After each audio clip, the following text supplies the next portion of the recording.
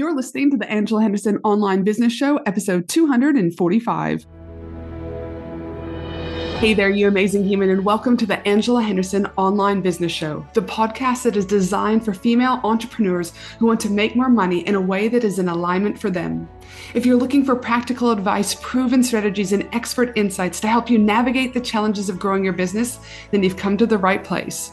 Welcome, my friend. I am your host, Angela Henderson, a proud Canadian living in beautiful Australia, and I'm a business coach, consultant, and strategist who has helped thousands of women around the world build successful businesses. Through solo episodes and interviews with successful business owners, industry experts, and thought leaders, you'll get insider insights into what it takes to succeed in today's digital age. Whether you're struggling to scale your business, looking for ways to boost your productivity, or seeking ways to overcome the challenges of being an entrepreneur, this show has everything you need to succeed and more. So subscribe, pop your headphones on, and get ready to creating the business and life you deserve today by allowing the Angela Henderson Online Business Show help you create a winning strategy, develop the right mindset, and build lasting wealth. Well, hey there, you amazing human, and welcome back to another awesome episode of the Angela Henderson Online Business Show. I am your host, Ange, from Angela Henderson Consulting, where I'm an international award-winning business consultant and coach who has helped women around the world make more money by creating a personalized business strategy and mastering their mindset so they can create a business and life they love and want to show up for every single day. Welcome back, you amazing human. I hope you've had a great week, no matter where you are in the world. Today, I'm bringing on the amazing Claire Seeber from Eating Your Cake Too, who's a career and leadership coach killing it in her industry. We're going to chat about how she left the safety of her career to creating a side hustle and now on her way to hitting a $500,000 a year. She's going to share her ups and her downs as she transitioned and give some insightful guidance to growing a business. So make yourself a cup of coffee, pour yourself a cup of tea, or even grab that wine bottle. It's 5 o'clock somewhere, my friend, and let the show begin.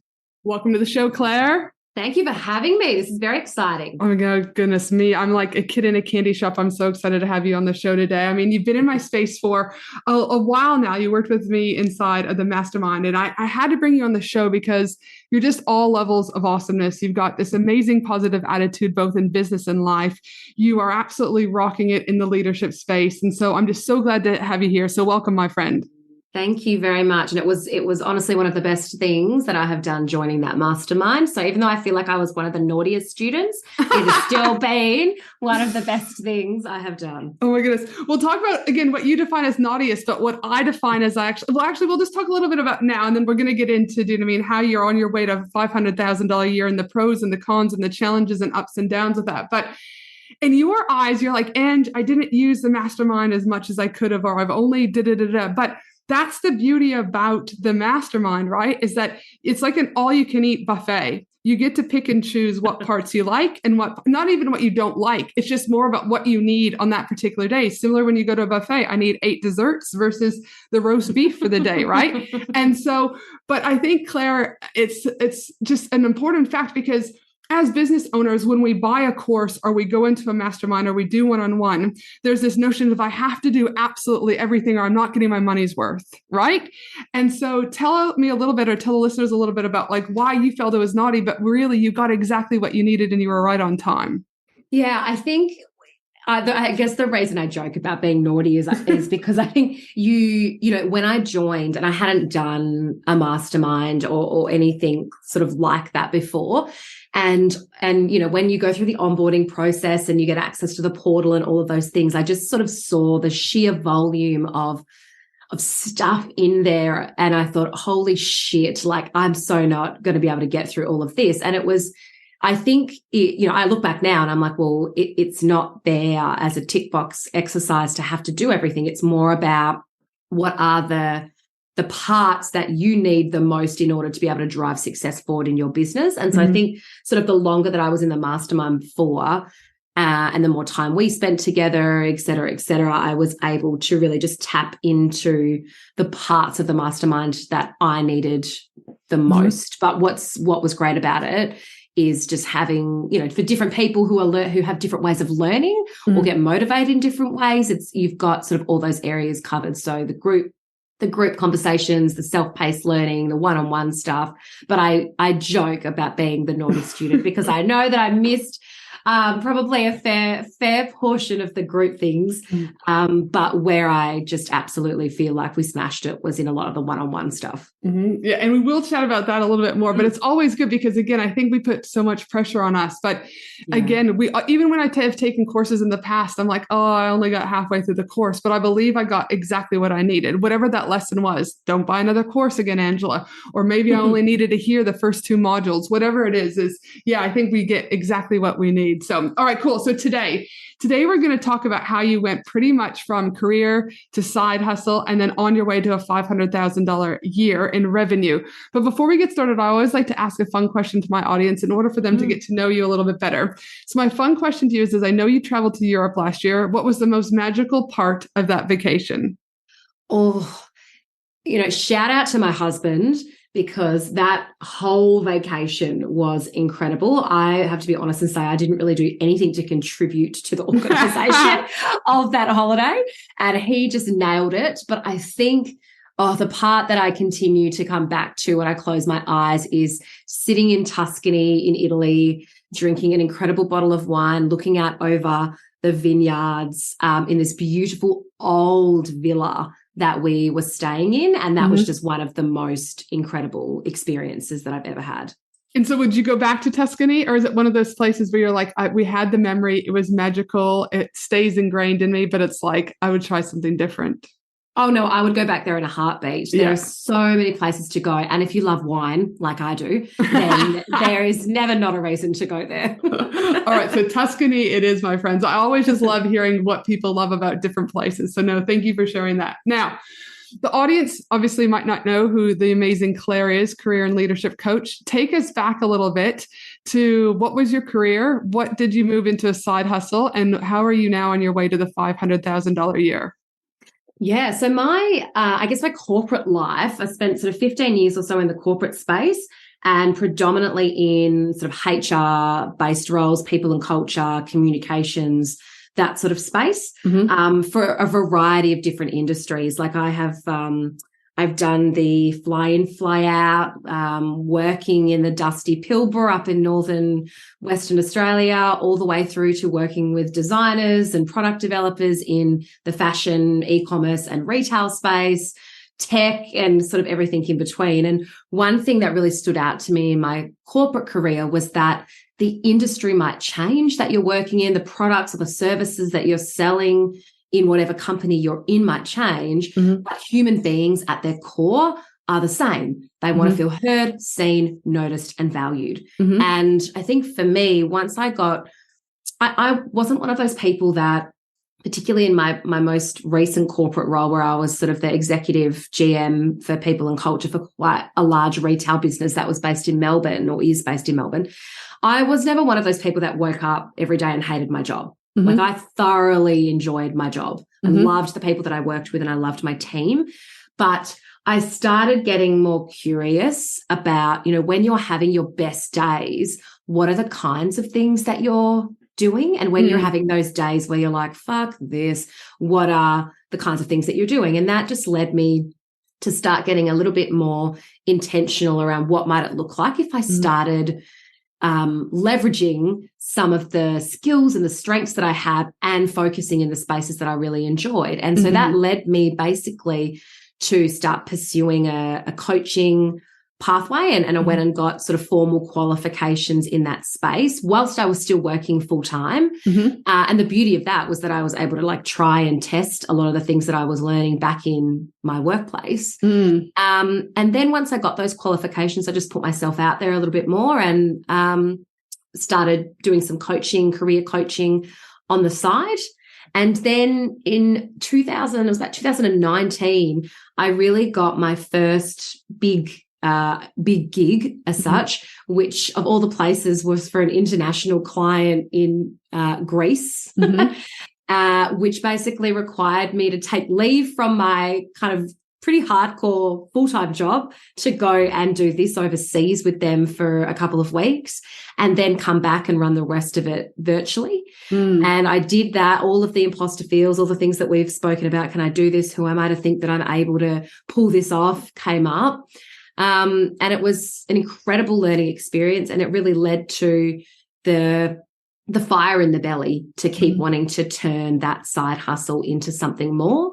And long story cut short, my husband and I, when I got back from this trip towards the end of 2019, I actually resigned from my corporate role, decided that, and my husband and I actually also decided we were going to leave Melbourne. So we packed up our lives, we sold everything we had, and we basically resigned from our jobs. Yeah. And our plan was to take 2020, good old 2020, good old 2020, to take 2020 off to travel the world. And we did that. And that is probably another podcast topic for another day.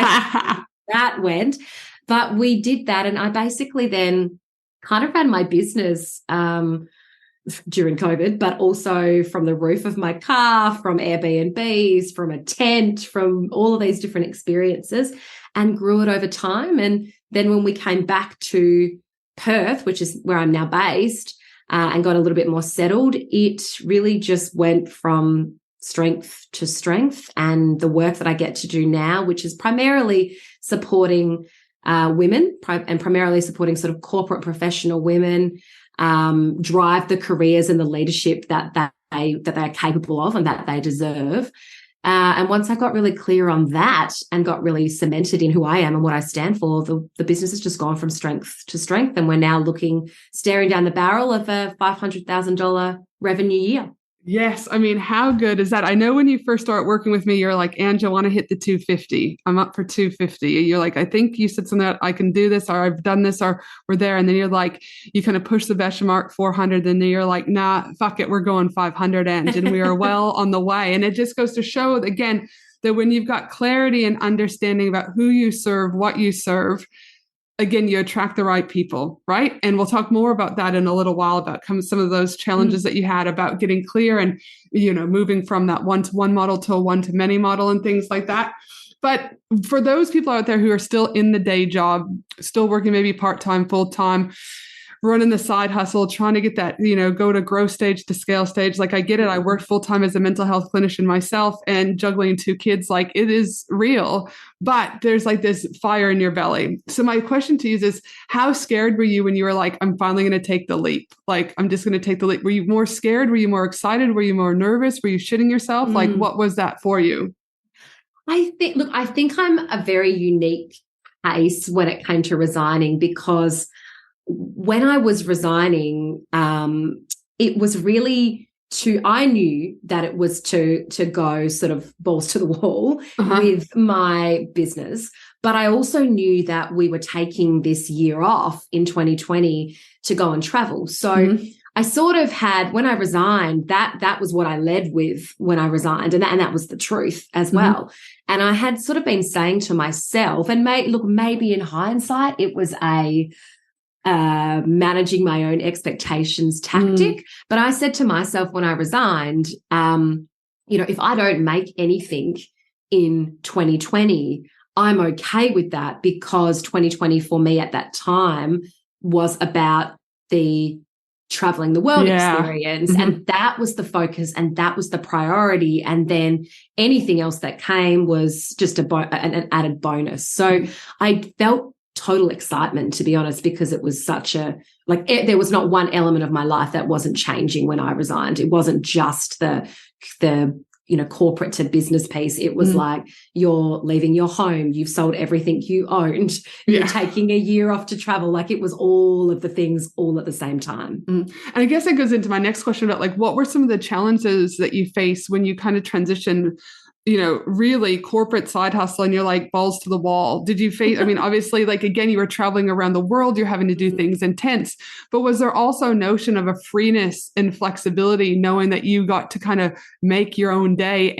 Your calendar was truly your calendar, and your dreams were truly your dreams, and no one was stopping you. Yeah, absolutely.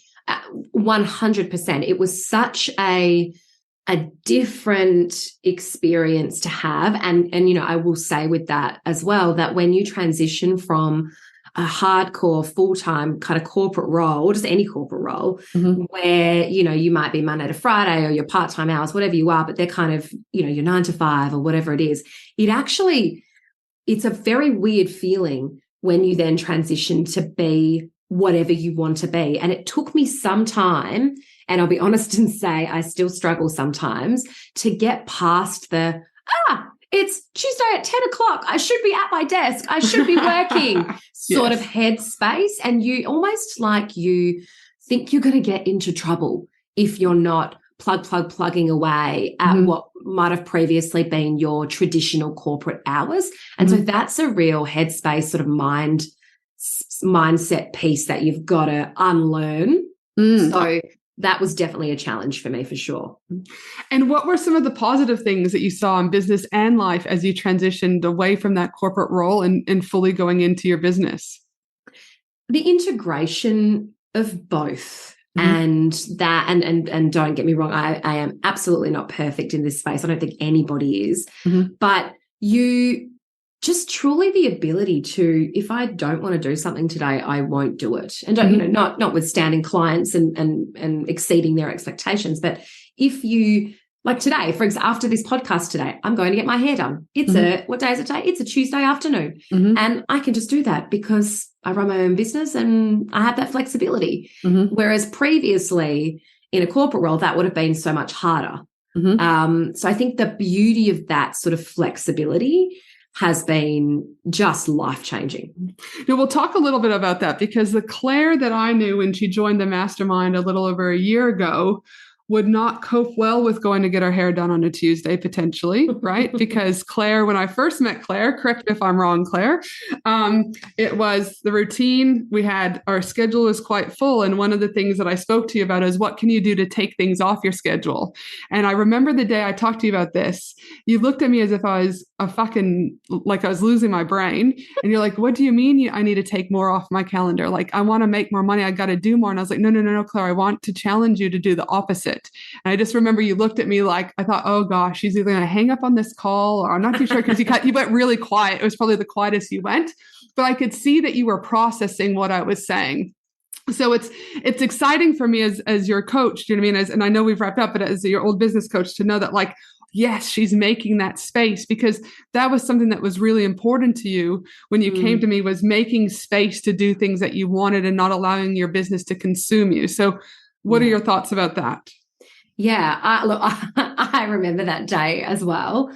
And I think probably the reason I was so quiet was because it hurt and not, it hurt because it was true. And all of the best things that have, really kicked me in the guts over my life have been when people have said things is because they've been true. And I think it didn't happen straight away, as you would probably also agree. It definitely, it was every time we would catch up, it would come back to very similar themes for me. Yes. But I think having said that, I got a little stronger and a little stronger and a little better 100%. as the months went by. And I also had more data to draw on and more proof of when I did make space for something or when I declined something better came along or something that was meant for me or, something in my personal life would happen in it that was really positive. And so I kept building this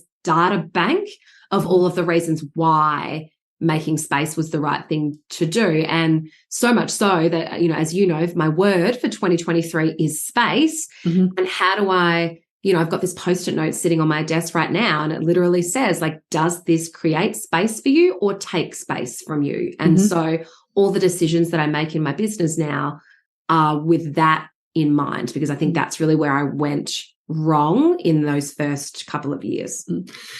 And again, we could argue, is it wrong or was the path that you needed to get you to where you're at, right? Because again, and what I like what you talk about there is like you almost had to build that muscle. It's like going to the gym. You just don't have it pack a six pack. Do you know what I mean? It's like you got to work to get the six pack. You got to work to get the biceps.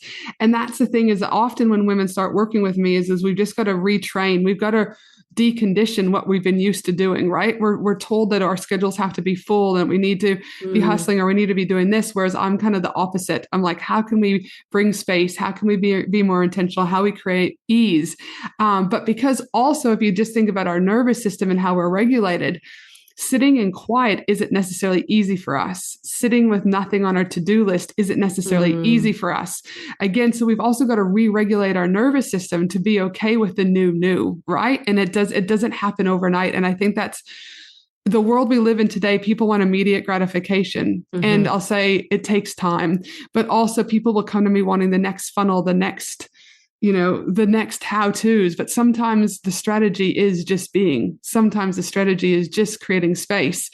And because when you create that space, like you said very beautifully early on, Claire, is that you allow the other better things to come into your world, right? You're not, do you know what I mean, going against the energy blocks anymore, and things come freely and lightly. So thanks for sharing that.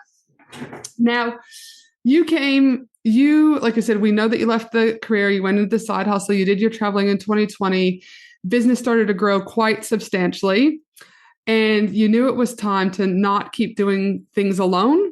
And you kind of reached out to me at that stage for a discovery call, how I recall it. And it would be great for you to tell the listeners a little bit about how you decided to work with me at that particular stage.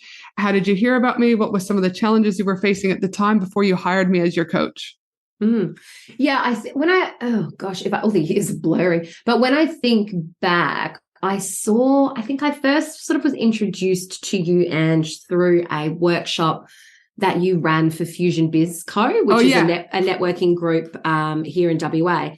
And you were running like an online sort of virtual session, which I was like, yeah, I'll give that a crack. So I paid, it was relatively low cost product, paid to go to that. And I just really enjoyed your vibe, what you sort of stood for. I got really practical insights from that workshop. And so I think that was definitely the Kickstarter for me. And I had been looking for some time for a business coach. I had met with a few people. Some had sort of said, I'm probably, and maybe it's because I was caught in the middle. Like I wasn't in that, 0 to 6 figure space. So a few people that I'd met with were, who were purely niching in that space, or like, you're probably not where I market. Yeah. And then, a few others that I had spoken to were just pushing what felt to me like a really just not authentic message around like hustle, grind, 7 figures only sort of vibe. And that, just wasn't, it almost felt a bit pyramid schemey, and it just wasn't my vibe. And then sort of when I met with you and we just had that conversation, I just loved that. It just was real talk. I think we were both on the call in our sweats and our like top knot buns, just having a chat. And that was sort of really what I was looking for, was someone that, because if you can't be, and I say this to clients, when I do discovery calls with people too, if you can't be yourself in front of someone, then you're not going to get anything out. Well, you're not going to not get anything, but you're not going to get as much out of your interactions with them, because you have to continue feeling like you have to put on a facade. Yes. And I never felt like that with you. I felt like I could just let my guard down, and you would still challenge and provoke me because that's your job, but it was never in a way that made me feel judged or unsafe. And I think that is the difference. No, that's good to know. And I'm giggling because as we were in our sweats and our top knot, you hopped on today and you're like, oh, Ange, was I supposed to dress up for this? Because I actually showered today and did my hair, and the look on your face is if I was going to record the podcast today, when we normally just you and I are rolling in our hoodies. Oh my goodness. I just had to say that because I was giggling. I mean, you look great today. You're on fire today. I look like a troll. And you're like, I could see the panic. You're like, was I supposed to? And I'm like, no. I've got a date tonight. We're good to go. But goodness, I was giggling because you're like, I'm so used to just rolling in this way, and you didn't pass me the meme about what I was supposed to do. So anyways, side note, I was just giggling with that. So now, obviously you did the discovery call, you felt like we connected, but you still had to because I never make people sign up on the call. I'm always like, think about it, sleep on it, talk to your partners about do whatever you need to do, because I want it to make sure that it's the right fit for you. So what was it that finally made you take that jump to invest, where you're like, all right, I'm all in, Ange, let's go? I think because it was the end of 2021. I think it was like 2 days before Christmas. And I think I actually remember I was lying on my couch one afternoon, and your email had come through maybe a day before, and I was lying down, I was reading it properly. And I think I just said to myself, what's going to be different next year, Claire?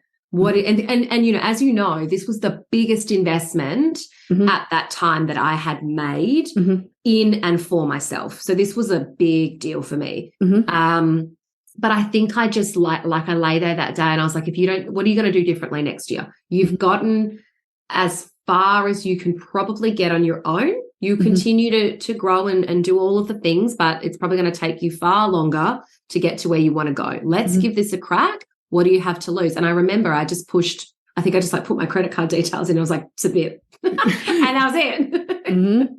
And it's funny because, and I don't know what your thoughts are, but I believe the transformation occurs when the transaction takes place. Every time I've signed up for a $100 doing thing to when I worked with my coach for $45,000 to whatever, you step up a little bit bigger, you show up a little bit more, you step into that CEO or role a little bit more, you pay attention a little bit more, you show up to the calls a little bit more, right, than before. And there's something beautiful about the transformation that occurs regardless of how big or small that transaction is. Now, for you, over the 12 months, obviously there's a bunch of different things, but what would you say was your favorite part working with me as your business consultant and coach?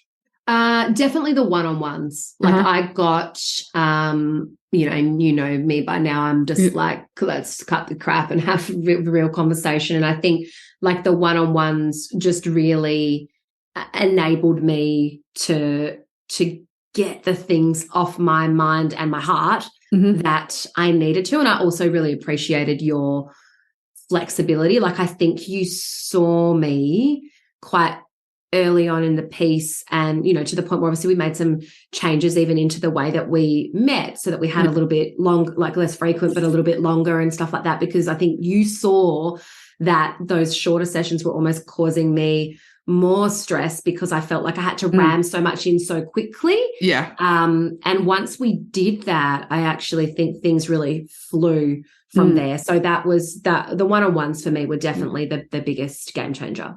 And it's interesting that you bring it up because obviously in the mastermind, you get an onboarding call and you get 30-minute one-on-ones plus the group and the live events and all that. But as a business consultant, my role this isn't about me, this is about you. And those 30 minutes, you are correct. Obviously everyone's supposed to have their 30-minute time slots, but I could see that it was almost like you were panicking, right? We would you would almost just get on fire and then I'd be like, all right, time's up. Yeah. So as a consultant, creating a customized strategy is really important to me. And that's why I believe people get the success that they do is I don't cookie cutter people, right? It's really about leaning into and having those conversations and learning about what the client needs. And I don't think everyone does that, or they don't articulate what they need, right? Whereas you and I had a conversation, I said, would you want to try this? Would this be better for you? You're like, yes.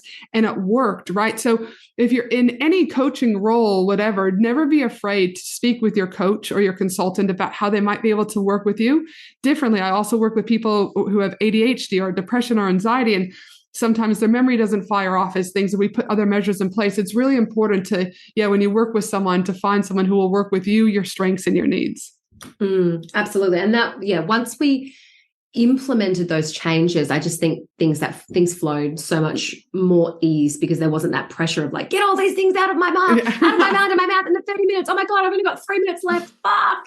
Yeah, totally. Yeah. But again, it's about adapting. It's about pivoting. And that's what we have to do in business almost daily. Now, since working with me over the last 12 months, can you share with the audience things that you've been able to put in place to move you from $250,000 per year and into your $500,000 a year? I think the biggest, thing that I put it down to was getting really clear on my value ladder. So before we started working together, it wasn't something that I'd stepped back and thought about before. I just felt like I was doing all of the things.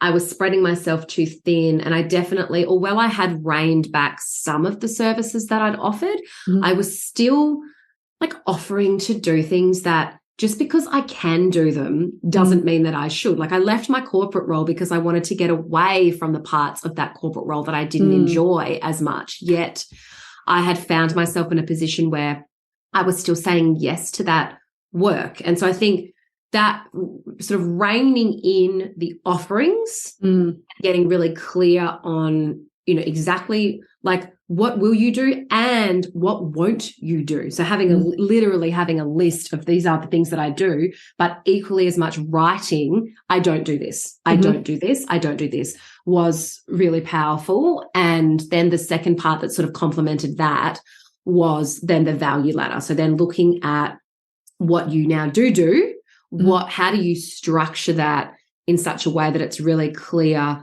who it's for, but then also how a client or a customer can move through your value ladder. And so that ultimately led to then the creation of a couple of lead magnets, which I didn't really have before. I was just creating like fucking freebies willy-nilly and throwing them out there and doing nothing with them. Like we got really targeted with some freebies, then some low-cost products, which led into then an online sort of self-paced course that I've now created. And we did a live beta test for that last year. Now the fully self-paced version's about to go live, all the way through to like the premium offering, which is now that one-on-one support with me. Whereas I think at the start of those 12 months, I was just taking on too many things and not taking on the right things. Whereas now I still, a huge chunk of my revenue is still from the B2B part of my business. So going into organizations and running workshops and running leadership programs. But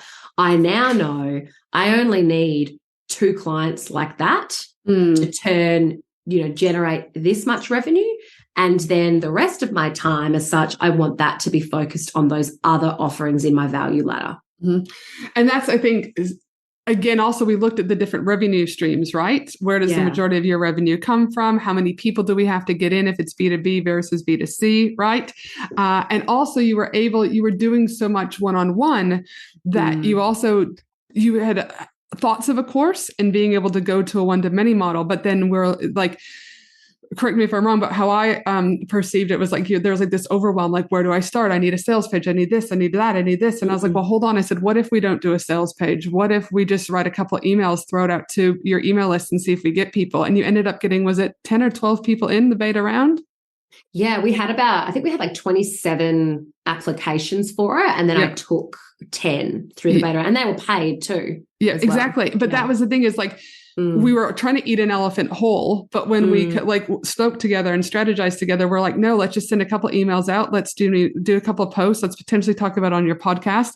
And that's it. Like, let's not build all these other bells and whistles if we don't know if your audience wants it. And then they wanted it, they executed it, and you had a lot of good feedback. So now, like you said, this year we were looking at, before we wrapped up, how can we evergreen this to be able to help more women in that leadership space, but without you having to give as much time away. Yeah, absolutely. And that's really the next step, which is very exciting. And again, it just ties back into that space piece, right? Like, how do you create products and offerings that create space for you? Instead of last year, like, as you know, my one-on-one space was just out of control. Like it was, I had a bit wild. Overcommitted. It was a bit wild. And because you look at your calendar, right, sometimes, and you go, yeah, I can fit those things, but I certainly wasn't thinking about the emotional and the mental toll that it takes on you as well. And so that's something now that I'm much stronger in protecting my mental and emotional space, because if you're going to be a coach to someone and you're there to serve and support them, like, you also need to be able to do that. And when you are doing, upwards of like 35 to 40 hours a week of one-on-one coaching, like week after week after week after week, it's a lot. It's going to wear and tear. And like you said, and then you have to hold headspace for all of those people, right? Yeah. And it does take a lot, and it can be hard to disconnect. It can eat into your sleeping, Yeah. It can have a negative effect. So seeing you also over the last year move to that one-to-many model and also get really tight about that value ladder and that product suite was a huge thing. And I could see the relief once we started to put pen to paper and map things out on the whiteboard and things like that. You're like, okay, I felt like there's this notion that you could breathe again. Yes, absolutely. Yeah. Now, for those listeners who might be sitting on the fence and wanting to work with me as their business consultant and coach, what words of encouragement would you give them? I think it's like anything in life, you get out what you put in. So if your plan for yourself and your business is really to be in it for the long haul, then start now, because you can only get so far alone. And that's been my biggest learning. You'll still get there, but you'll lose so much time. So make your life easier for yourself and have a chat, and then ask the questions you need to, so that you can then make that call to move forward, because no one will do it for you. When I was no one's coming to save you. And it's, you've got to take responsibility for yourself. And coaching, like I always say, is I will show up and I will guide you, I'll support you. I'm well connected around Australia and the world, but I can only lead the horse to water. You still have to take the action in order to get, and that's exactly what you've done over the last year. You enhanced your team, you enhanced your programs, you did your value ladder. And again, truly, it's remarkable to see you be now on your way to that $500,000 year, which is so exciting, because I'm all about getting more wealth into the hands of women. Now, my final couple of questions for you, my friend, is what do you know now that you wish you knew when you first started out in business? Probably the thing, as I just said, no one will do it for you. And I don't mean you can't outsource things, but no one will do it for you, in the sense that you need to define and decide for yourself what business success is for you. Not what society says, but what it is for you, and then go and make that happen. That's probably something I really wish I thought about earlier. And I think that's really important, because I think one of the conversations we actually had was, do you want a 7-figure business right now? And you're like, actually, no, not right now. You're like, I want to build my empire. You said something like that, but you're like, we also want to, get the systems in place and make things evergreen so that you can take time off and have a family. But the information we consume and the content we consume and all that is like 7 figures. But what if you're happy with $100,000 or $50,000 and you get to go to ballet and do school pickup and drop off and volunteer at your kid's school? So I really like that you've brought in that up. It's about define success and what that means for you, because not everyone is chasing the 7-figure dream. And I think it's important that we acknowledge that. Yeah, absolutely. Now, for those listeners that would love to connect with you, where can they find you, my friend? Probably 2 best social platforms to find me on would be Instagram at Eating Your Cake 2, or I am I'm on LinkedIn as well under Claire Seeber. Or I've also got a podcast, which is called the Eating Your Cake 2 podcast, and we cover lots and lots of different conversations around career and leadership. And that's whether you are inside an organization or you're just looking to step back and reflect on sort of who are you, where do you want to go, and how do you get there? Dude, I love it. Claire, you're an absolute weapon. And it has been so awesome. And I'm privileged to be able to have worked with you as your business coach over the last 12 months. And I just look forward to continuing to see you shine. And I will be here cheering you on in the background when you hit that 500 plus year. You're doing amazing things. And remember that you are right on time. And for those of you wanting to explore working with me to make more money and create a business you love showing up to every day, make sure you head to angelahenderson.com.au and check out the different ways that you can work with me. And lastly, my team and I will be putting together the show notes for this episode, which you can also access at my website, angelahenderson.com.au. Don't forget to subscribe on Spotify or Apple so that you can be the first to know of all of our new episodes that are being released now that the new podcast is dropped. And I'd love for a review. Right? Podcasting, Claire will know this too. Producing a podcast takes time and energy. So every review that comes through warms my heart and is a reminder to me about why I keep showing up for the podcast. But for now, you amazing human, have an awesome day no matter where you are in the world. And I look forward to you joining me again for another episode of the Angela Henderson Online Business Show. Thanks again for today, Claire. Thanks for having me. Thanks for listening to the Angela Henderson Online Business Show, www.angelahenderson.com.au.